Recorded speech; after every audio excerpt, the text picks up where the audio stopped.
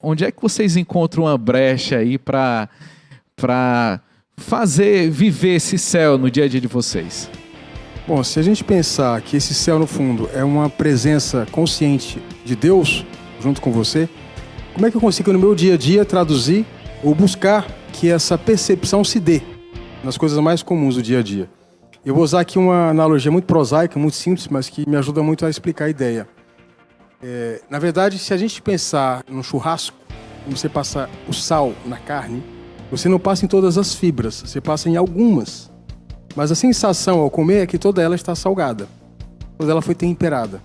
Então, de certa forma, para um cristão, ele pode aprender a colocar momentos do dia a dia em que ele vai evocar essa presença divina de modo consciente.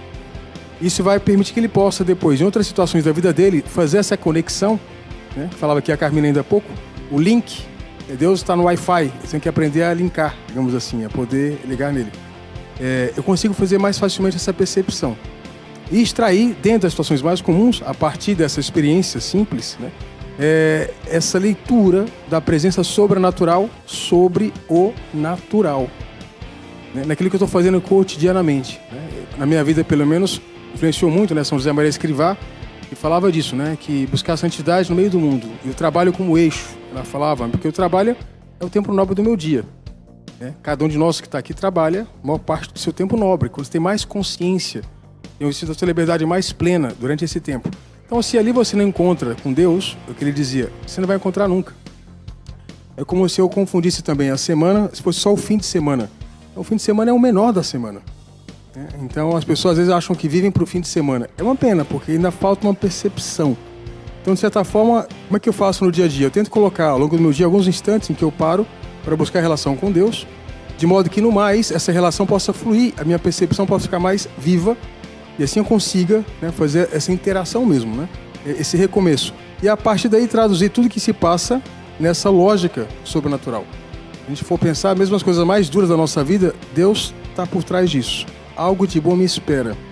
Né? E a gente tem essa grande percepção nas bem-aventuranças. Né?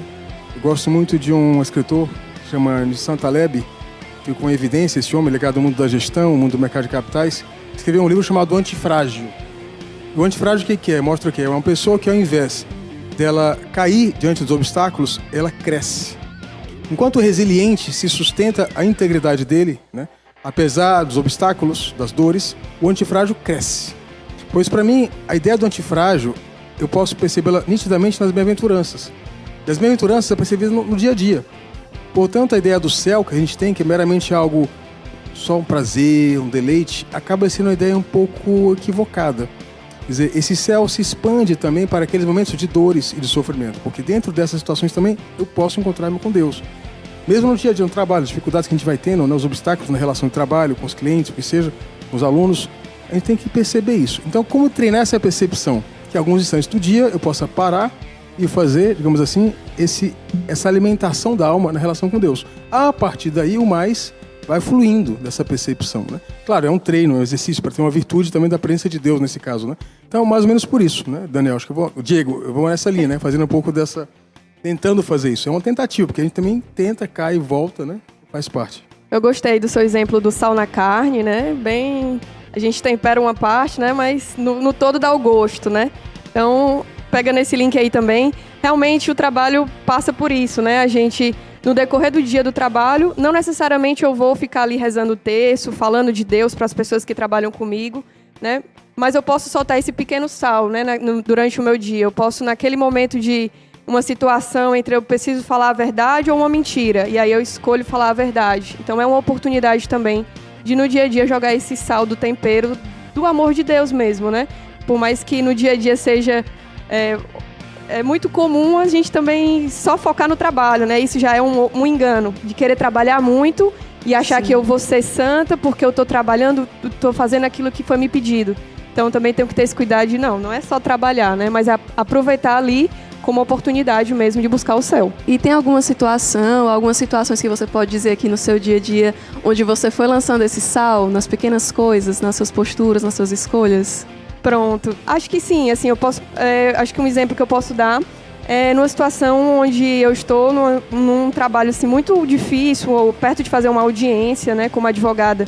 A gente tem que se preparar ali para fazer perguntas para uma testemunha, né, ter um momento mesmo de preparação.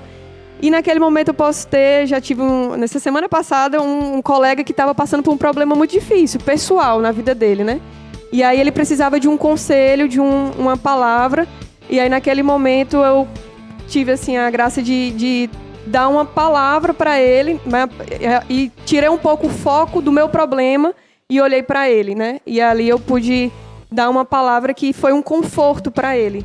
Então, acho que quando a gente também, no trabalho, pega aquela oportunidade de ser o descanso, ou de ser uma palavra, né, de consolo para os nossos irmãos, aqueles que estão conosco, também pode ser uma oportunidade de jogar um pouco desse sal do amor de Deus.